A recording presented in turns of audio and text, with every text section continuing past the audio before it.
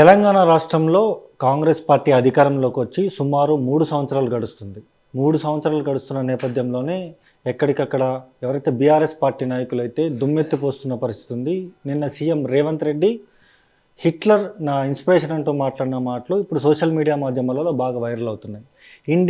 In డెప్త్గా మాట్లాడే ప్రయత్నం చేద్దాం. నాతో పాటు బీఆర్ఎస్ లీడర్ నిఖిల్ రావు గారు ఉన్నారు, మాట్లాడదాం. చెప్పండి అన్న, ఎట్లా చూస్తారు? సీఎం రేవంత్ రెడ్డి 3 సంవత్సరాల అధికారంలోకి వచ్చిన దగ్గర నుంచి ఏ మాట మాట్లాడినా అది బాగా వైరల్ అవుతుంది, దుమారం రేపుతుంది. బీఆర్ఎస్ పార్టీ నాయకులకి మంచి స్టఫ్గా కూడా మారింది. ఎట్లా చూస్తారు ఆయన మాట్లాడిన మాటలు? అయితే సబ్జెక్టు లేదు, సరుకు లేదు, అంత బబ్రజమానం భజగోవిందం అన్నట్టుగా ఉన్నటువంటి పరిస్థితి. 3 సంవత్సరాలు అంటా ఉన్నారు మీరు, దాదాపుగా 30 నెలలు గడుస్తూ ఉంది ఇప్పటికీ. 30 నెలల కాలంలో కూడా వాళ్ళు నిజంగా ఏమైతే ప్రజలకు హామీలు ఇచ్చి అధికారంలోకి వచ్చిందో 6 గ్యారంటీలు కానీ, 13 హామీలు కానీ, దాంట్లో అనేక రకాలుగా పెన్షన్లు కానీ, రైతు భరోసా కానీ, మిగతా తులం బంగారం కానీ, ఇట్లా అనేక హామీలు ఇస్తూ పోయినరు. ఆ రోజు అధికారంలోకి వస్తారా లేరా అన్న ఆలోచన కూడా లేకుండా నోటికి ఏది వస్తే అది హామీలు ఇస్తూ పోయినరు. హామీలు ఇస్తూ పోయి అధికారంలోకి వచ్చి ముఖ్యమంత్రిగా బాధ్యతలు తీసుకోగానే ఇక్కడేవో ఉన్నాయి, ఇక్కడ బంగారు గనులు ఉన్నాయి అనుకుని వచ్చిన, నేను ఇంకేవో ఉన్నాయి అనుకుని వచ్చిన, రాష్ట్రంలో ఆర్థిక పరిస్థితి సరిగ్గా లేదు అని చెప్తా ఉన్నారు. ఇవన్నీ చెప్తూ ఏం చేస్తూ ఉన్నారు?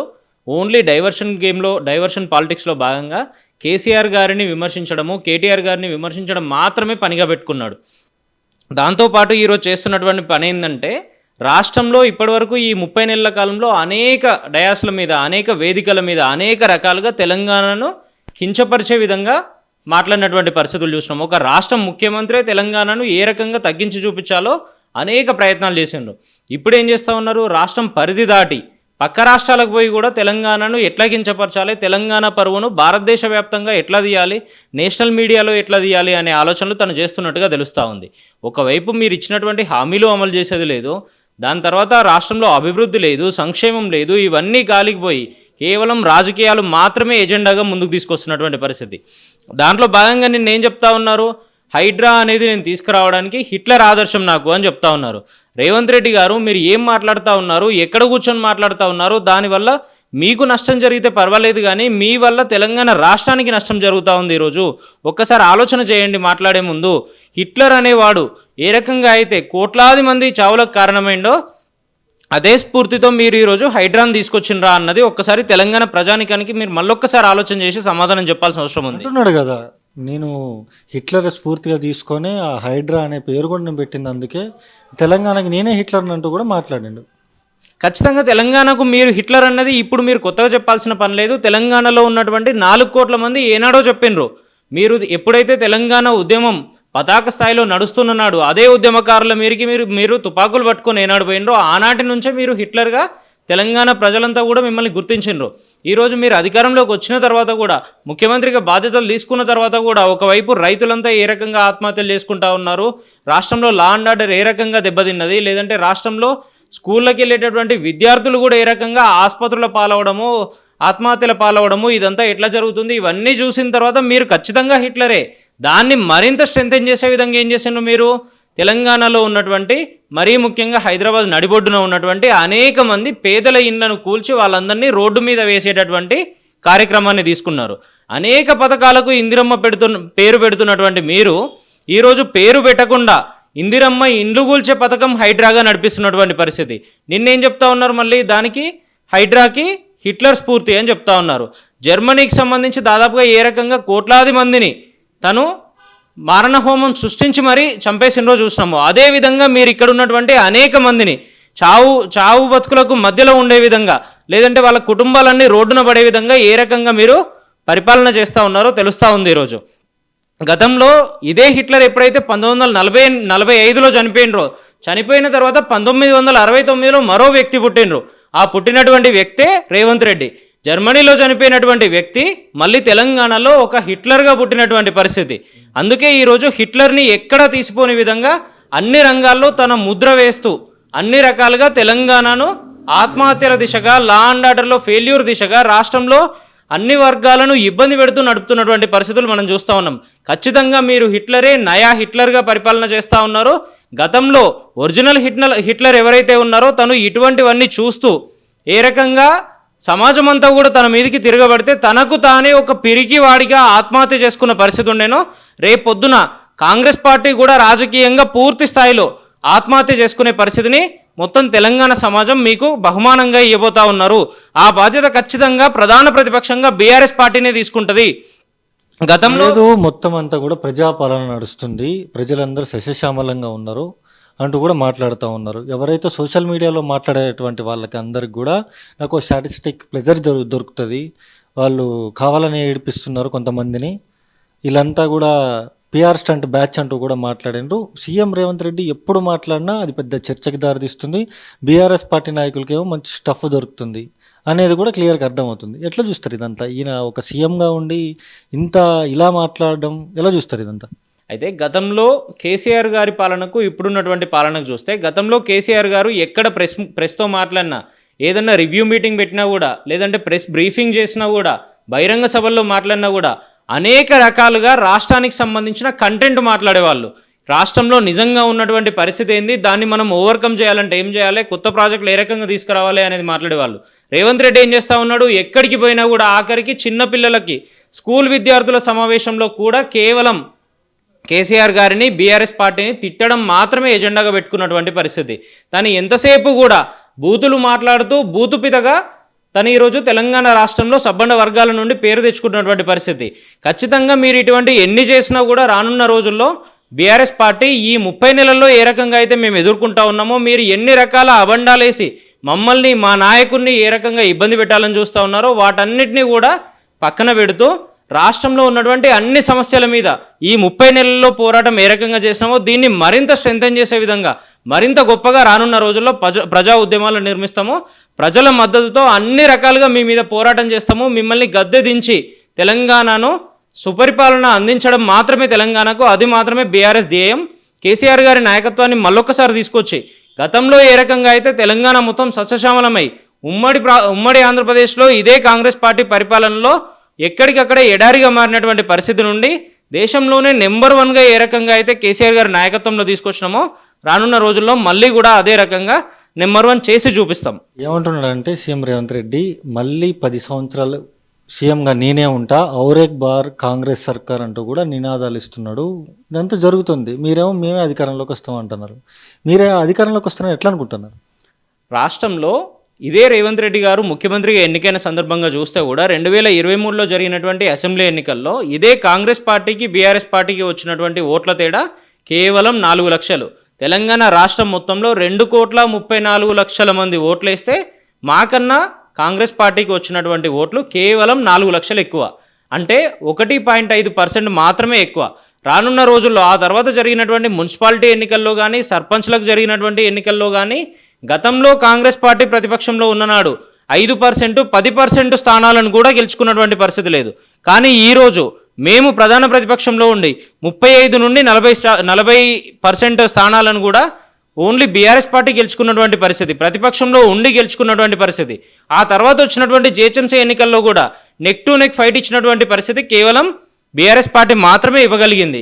ఇవన్నీ చూసిండ్రు కాబట్టే రాష్ట్రంలో ఏ సర్వే వచ్చినా కూడా, ఏ జర్నలిస్టును కదిలించినా కూడా, ఏ వర్గాన్ని కదిలించినా కూడా వాళ్ళంతా కూడా ఏకదాటిగా చెప్తా ఉన్నారు కేసీఆర్ గారు మాత్రమే తెలంగాణకు శ్రీరామ రక్ష అని. కాబట్టి రాష్ట్రంలో ఎప్పుడు ఎన్నికలు వచ్చినా కూడా అదంతా మీ పరిపాలనకు రెఫరెండంగా మారబోతా ఉంది. మీరు ఈ 30 నెలల్లో ఏ వర్గాన్ని ఏ రకంగా ఇబ్బంది పెట్టినరో రేపొద్దున మేము ప్రచారం చేయకున్నా కూడా వాళ్ళంతా వాళ్ళే ప్రచారం చేసి కూడా మమ్మల్ని గెలిపించే ఆలోచనలు చేస్తూ ఉన్నారు. కేసీఆర్ గారి నాయకత్వాన్ని మళ్ళీ ఒకసారి తీసుకొచ్చే ఆలోచనలు చేస్తూ ఉన్నారు. దేశంలో ఎక్కడికక్కడ కాంగ్రెస్ పార్టీ ఏ రకంగా వెనక్కి నెట్టబడతా ఉందో, దేశంలో అన్ని వర్గాల తిరస్కరణకు గురవుతూ ఉందో రానున్న రోజుల్లో తెలంగాణలో కూడా అదే పరిస్థితి వస్తూ ఉంటుంది. నిన్నగాక మొన్న అనేక సర్వేలు వచ్చినాయి. రానున్న రోజుల్లో ఎప్పుడు ఎన్నికలు పెట్టినా కూడా కాంగ్రెస్ పార్టీ 10-12 సీట్లకు మాత్రమే పరిమితం అవుతుంది తెలంగాణ రాష్ట్రంలో అని. ఖచ్చితంగా అదే జరగబోతా ఉంది. అందుకే మా కేటీఆర్ గారు ఎన్నిసార్లు చెప్పినా కూడా మీరు దమ్ముంటే రాజీనామాకు సిద్ధం కండి, మీ కొడంగల్కి వస్తారా, మా సిరిసిల్లకు వస్తారా రండి, మేము ఎన్నికలకు పోవడానికి సిద్ధంగా ఉన్నాము, మీరు గెలిస్తే నేను రాజకీయ సన్యాసం తీసుకుంటాను కూడా చెప్పిండ్రు. అటువంటి ఆలోచనలు చేసినప్పుడు తోకజాడిచ్చి వెనక్కి పారిపోతున్నటువంటి పరిస్థితి ఇదే రేవంత్ రెడ్డి గారు కానీ వాళ్ళ మంత్రులు కానీ చేస్తున్నటువంటి పరిస్థితి. టీఆర్ఎస్ పార్టీ అధికారంలో 10 సంవత్సరాలు ఉంది. 10 సంవత్సరాలు ఉన్నప్పుడు ప్రజలు సస్యశ్యామలంగా లేరు, వాళ్ళకి ఎటువంటి హామీలు అందలేదు, కుటుంబ పాలన నడిచిందంటూ కూడా కాంగ్రెస్ పార్టీ నాయకులు మాట్లాడినారు. ఇప్పుడు అంతా 6 గ్యారంటీలు అమలవుతున్నాయి, ప్రజలందరూ సస్యశ్యామలంగా ఉన్నారు అంటూ కూడా బీఆర్ఎస్ పార్టీకి సంబంధించినటువంటి నాయకులేమో విమర్శలు గుర్పిస్తున్న పరిస్థితి ఉంది. మీరేమో 6 గ్యారంటీలు అందలేదని చెప్పేసి మీరు అంటా ఉన్నారు. అసలు 6 గ్యారంటీలు అందినే అందలేదా? చాలా స్పష్టంగా 6 గ్యారంటీల్లో వీళ్ళు విద్యార్థులందరికీ స్కూటర్లు ఇస్తామన్నారు, స్కూటీలు ఇస్తామన్నారు. ఇచ్చిండ్రా? లేదు. రాష్ట్రంలో మహిళలందరికీ దాదాపుగా 1,50,00,000 నుండి 1,80,00,000 మంది ఎవరైతే మహిళలు ఉన్నారో 18 సంవత్సరాలు నిండిన వాళ్ళందరికీ కూడా ప్రతి నెల 2,500 రూపాయలు వాళ్ళకు స్వయంగా అందజేస్తామన్నారు. ఇప్పటికీ 30 నెలలు గడుస్తూ ఉంది మీరు అధికారంలోకి వచ్చి. 30 నెలలకి సంబంధించి ప్రతి నెల 2,500 చూస్తే రాష్ట్రంలో ఉన్నటువంటి ప్రతి మహిళకు స్వయంగా రాష్ట్ర ప్రభుత్వం ద్వారా ఇదే కాంగ్రెస్ ప్రభుత్వం అప్పుగా ఉన్నది, బాకీ ఉన్నది 75,000 రూపాయలు ఒక్కొక్క మహిళకు.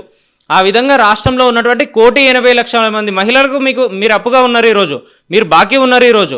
ఆ రకంగా చూస్తూ ఉంటే రైతులకు సంబంధించి మేము రైతు బంధిస్తే మీరు రైతు భరోసా అని పేరు పెట్టిండ్రు, పేరును మార్చిండ్రు. కానీ అదే స్కీమ్లో కేసీఆర్ గారు 5,000 ఇస్తే మేము 7,500 ఒక ఫసల్కి ఇస్తాము. కేసీఆర్ గారు మొత్తంగా 10,000 ఇస్తా ఉన్నారు, నేను 15,000 ఇస్తా అన్నారు. రాష్ట్రంలో ఏ రైతు కన్నా ఈ రోజు వరకు 15,000 రూపాయలు అందిన పరిస్థితి ఉందా? మరో విషయం, మీరే ఏం చెప్పిండ్రు, మాకు అధికారం ఇవ్వండి, కేసీఆర్ అయితే 1,00,000 రూపాయలే మాఫీ చేస్తాడు రుణమాఫీ, మాకు అధికారం ఇస్తే 2 లక్షలు మాఫీ చేస్తాం, మీరందరూ ఇమ్మీడియట్గా బ్యాంకులకు పోయి అప్పులు తెచ్చుకోండి అని చెప్పిండ్రు. ఈరోజు ఏం జరిగింది, వీళ్ళు ముఖ్యమంత్రిగా బాధ్యతలు తీసుకోగానే ఇమ్మీడియట్గా ఎస్ఎల్బీసీని పిలిచి మీటింగ్ పెట్టిండ్రు. రాష్ట్రంలో రుణమాఫీ చేయాల్సినటువంటి అప్పులు ఎన్ని ఉన్నాయని. ఎస్ఎల్బీసీ చాలా స్పష్టంగా 49,000 కోట్లు మీరు రుణమాఫీ చేయాల్సి ఉంటుంది అని చెప్పిండ్రు. 4 రోజులు కూడా గడవక ముందే క్యాబినెట్ సమావేశం పెట్టిండ్రు. క్యాబినెట్ సమావేశంలో ఏం చెప్తారు అవుట్పుట్, వీళ్ళు ప్రెస్ బ్రీఫింగ్లో ఏం మాట్లాడుతూ ఉంటారు, మీడియాకి ఏం విడుదల చేస్తూ ఉంటారు, 49,000 కోట్లు కాదు 31,000 కోట్లు మాత్రమే అని చెప్తారు. అంటే 18,000 కోట్లు డైరెక్ట్గా ఎగ్గొట్టినటువంటి పరిస్థితి. ఆ 31,000 కోట్లను కూడా ఏం చేస్తూ ఉంటారు, బడ్జెట్లో పెట్టే పరిస్థితి వచ్చినప్పుడు బడ్జెట్లో స్వయంగా ఇదే రాష్ట్ర ప్రభుత్వం, ఇదే ఆర్థిక శాఖ 24,000 కోట్లు మాత్రమే పెడుతుంది.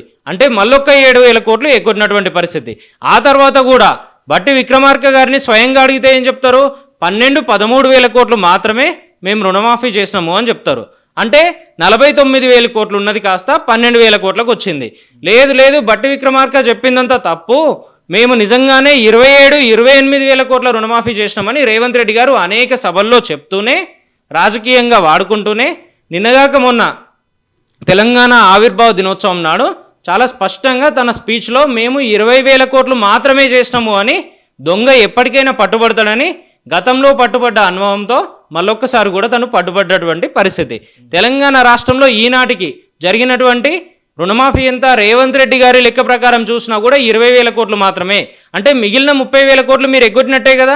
49,000 కోట్లది 20,000 కోట్లకి ఏ రకంగా వచ్చింది?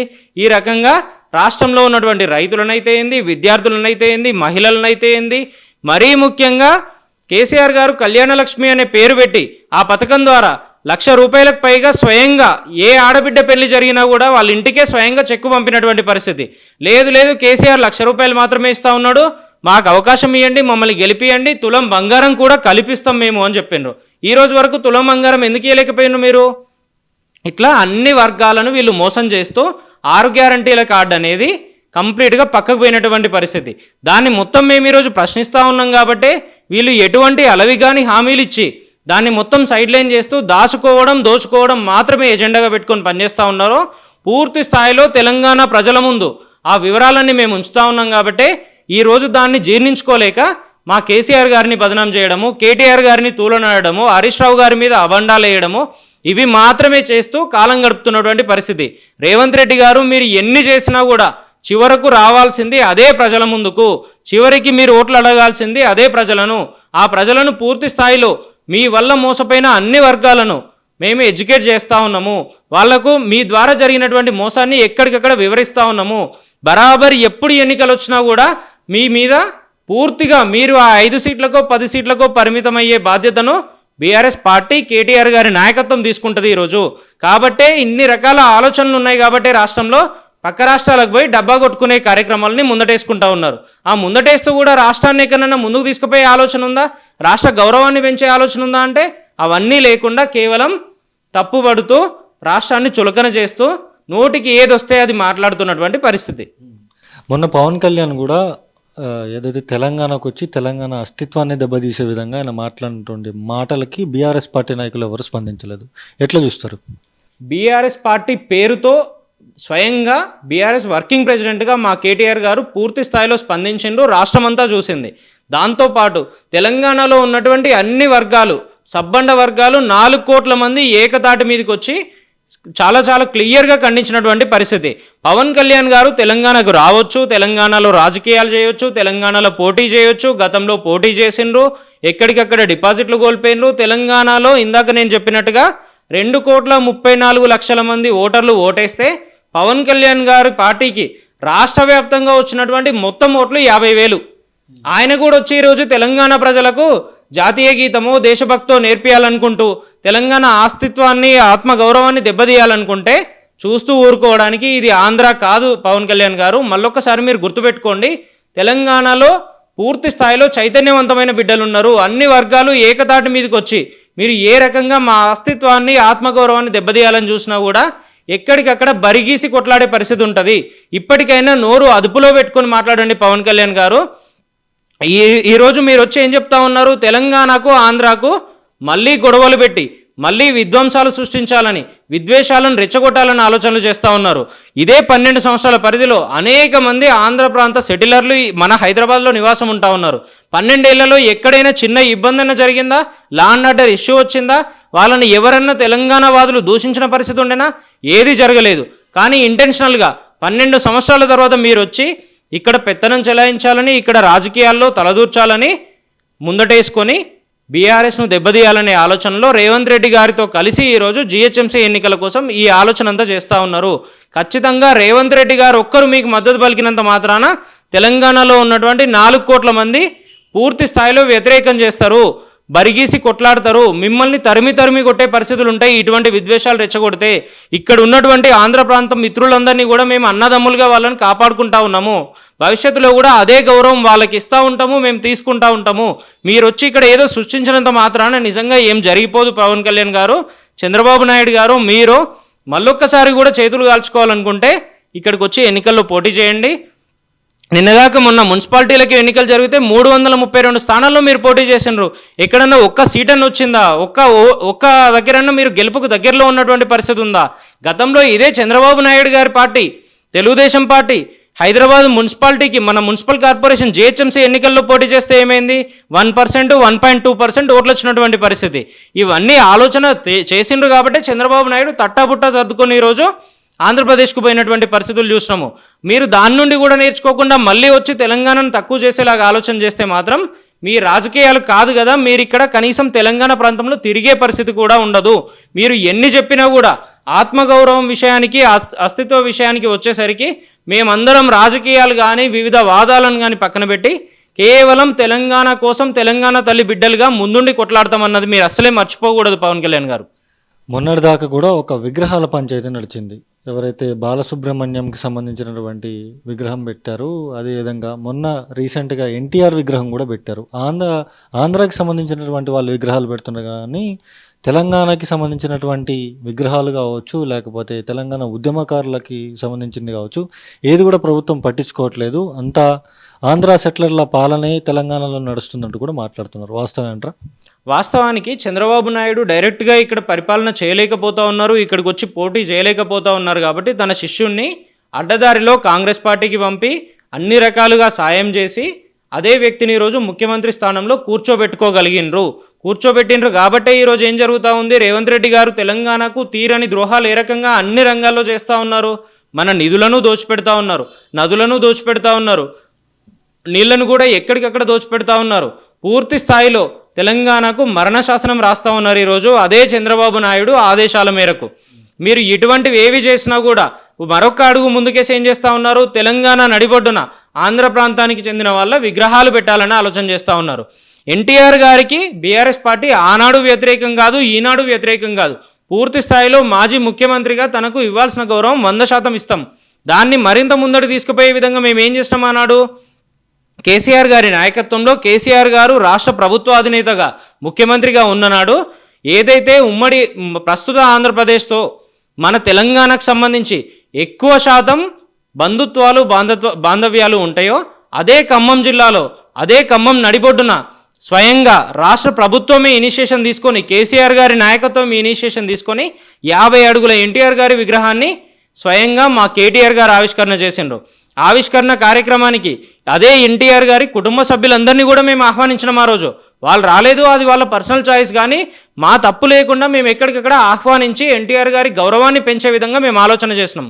ఆల్రెడీ ఎన్టీఆర్ గారి విగ్రహాలు ఉన్నాయి ఇక్కడ, దాన్ని పక్కన పెడుతూ బాలసుబ్రహ్మణ్యం విగ్రహాలు కానీ, ఇంకొకరి విగ్రహాలు కానీ, మరీ ముఖ్యంగా ఎన్టీ రామారావు గారి విగ్రహాలను రాజకీయంగా వాడుకోవడం కోసం కానీ చేయడము 100కు 100% తప్పు. ఇది ఎన్టీఆర్ గారి మీద మాకు ఎక్కడ కోపం లేదు. దానికి ఇందాక మేము పెట్టినటువంటి ఖమ్మం నడిబొడ్డున పెట్టినటువంటి విగ్రహమే సజీవ సాక్ష్యం. అయినా కూడా మీరు ఈరోజు కేవలం రాజకీయాల కోసం, కేవలం ఓట్ల కోసం ఇటువంటి ఆలోచనలు చేయడం వల్ల మీకు నిజంగా కూడా ఒరిగేదేముండదు. అయినా కూడా ఒక అడుగు ముందుకేసి ఈరోజు బీఆర్ఎస్ పార్టీ తరఫున మేము చాలా స్పష్టంగా అడుగుతా ఉన్నాం. ఏమని? ఇదే ఎన్టీఆర్ గారి విగ్రహాన్ని మీరు హైదరాబాద్ నగర నడిబొడ్డున పెట్టిండ్రు కదా, మన తెలంగాణ బిడ్డ పివి నరసింహారావు గారి విగ్రహాన్ని అదే ఆంధ్రప్రదేశ్కు సంబంధించిన రాజధాని అమరావతిలో పెట్టడానికి మీ గురువు ఎవరైతే చంద్రబాబు నాయుడు గారు ఉన్నారో తనను ఒప్పించే ధైర్యం, దమ్ము మీకుందా రేవంత్ రెడ్డి గారు అని మేము అడుగుతా ఉన్నాం. ఈరోజు మన బిడ్డ విగ్రహం కూడా వాళ్ళ దగ్గర పెట్టాల్సిన అవసరం ఉంది కదా. మొత్తం భారతదేశానికి ప్రధానమంత్రిగా పనిచేసిండ్రు కదా. అనేక మంది ఆ రకంగా తెలంగాణ బిడ్డలు భారతదేశ స్థాయిలో, ఉమ్మడి ఆంధ్రప్రదేశ్ స్థాయిలో పనిచేసిన వాళ్ళు ఉన్నారు కదా. వాళ్ళందరి విగ్రహాలు ఇప్పుడున్నటువంటి ఆంధ్రాలో పెట్టడానికి అక్కడ ఉన్నటువంటి రాజకీయ పార్టీలను కానీ ప్రభుత్వాలను కానీ ఒప్పించే దమ్ము ధైర్యం మీరు చేయగలుగుతారా? చేయలేరు. దాంతోపాటు ఏం చేస్తూ ఉన్నారు? ఈరోజు కృష్ణాలో నిజంగా మనకు రావాల్సినటువంటి నీటి హక్కును ఆంధ్రాకు దారాదత్తం చేస్తూ ఉన్నారు. శ్రీశైలంకు సంబంధించిన మెయిన్ కెనాల్ ఏదైతే ఉందో ఆ కెనాల్ గతంలో 11,000 క్యూసెక్కులు అంటే 1 టీఎంసీ నీళ్లు తీసుకుపోవడానికి ఉండేది. దాన్ని మెల్లిమెల్లిగా రాజశేఖర్ రెడ్డి ఉన్నాడు 15,000 క్యూసెక్కులకు పెంచిండ్రు. ఆ తర్వాత మళ్ళీ ఏం చేసిండ్రు? ఉమ్మడి ఆంధ్రప్రదేశ్ ప్రభుత్వాలు నడిచినప్పుడు దాన్ని దాదాపుగా 50,000 క్యూసెక్కులకు తీసుకుపోయినరు. అంటే 4.5 టీఎంసీలు తీసుకుపోవడానికి చేసిండ్రు.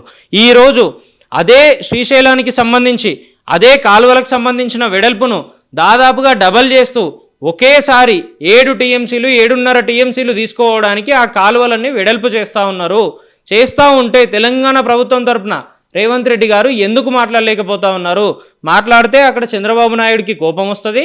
కోపం వచ్చి తనకున్నటువంటి విస్తృతమైన అధికారాలతో, తనకున్నటువంటి అన్ని రకాల బలాలతో రేవంత్ రెడ్డి గారిని ఇబ్బంది పెడతారు. కేవలం తన పర్సనల్ నేచర్ని, పర్సనల్ రిలేషన్ని కాపాడుకోవడానికి మాత్రమే ఈరోజు తెలంగాణ రైతులందరికీ ఉరితాడు బిగిస్తూ ఉన్నాడు. ఇట్లా మీరు ఏ వర్గాన్ని కదిలించినా, ఏ విభాగాన్ని చూసినా కూడా అన్ని రకాలుగా తెలంగాణకు న్యాయం చేయడంలో రాష్ట్ర ముఖ్యమంత్రిగా అభివృద్ధిలో ముందుండి పనిచేయాల్సినటువంటి వ్యక్తి అభివృద్ధిని వెనక్కి తీసుకుపోయే విధంగా గతంలో ఏదైతే సంక్షేమం దిశగా కేసీఆర్ గారు నడిపినరో ఈరోజు సంక్షోభం దిశగా ఇదే రేవంత్ రెడ్డి గారు నడుపుతున్నటువంటి పరిస్థితి. మీరు ఇవన్నీ చేస్తూ ఉన్నారు కాబట్టే రాష్ట్రంలో ఉన్నటువంటి సబ్బండ వర్గాలు పూర్తి స్థాయిలో చాలా కాన్ఫిడెంట్గా చెప్తా ఉన్నారు. మీరు ఎన్నికలు పెట్టండి, మీరు ఎప్పుడు పెట్టినా కూడా కర్రు కాల్చి మీకు వాత పెడతాము అని చెప్తా ఉన్నారు. ఇన్ని చెప్తున్నా కూడా మీరు ఈ 30 నెలల కాలంలో ఒక్కసారి కూడా దాన్ని సైడ్లైన్ చేసే విధంగా, దాన్ని ఓవర్కమ్ చేసే విధంగా ఏ రకంగా ఇచ్చిన హామీలను అమలు చేయాలని కానీ, ఏ రకంగా మీరు ఇచ్చినటువంటి అన్ని కమిట్మెంట్స్ని ఫుల్ఫిల్ చేయాలని కానీ ఒక్కసారి కూడా ఆలోచన చేసినటువంటి పరిస్థితి లేదు. ఇప్పటికైనా మీ హామీలన్నీ నెరవేర్చండి రేవంత్ రెడ్డి గారు అని బీఆర్ఎస్ పక్షాన మేము చెప్తా ఉన్నాము. నెరవేర్చని పక్షంలో కూడా ప్రజా ఉద్యమాలకు స్వీకారం చుడతామని కూడా చాలా స్పష్టంగా తెలియజేస్తూ ఉన్నాం. చూసాం కదా, ఖచ్చితంగా కూడా 6 గ్యారంటీలు అమలు చేయకపోతే బీఆర్ఎస్ పార్టీ ఏం చేస్తుందనేది క్లియర్గా కూడా నిఖిల్ రావు అయితే చెప్తున్న పరిస్థితి అయితే ఇక్కడ ఉంది. ఇది ఇక్కడ ఉన్న పరిస్థితి. వీడియో జర్నలిస్ట్ శశికాంత్తో సన్నీ మైక్ టీవీ, హైదరాబాద్.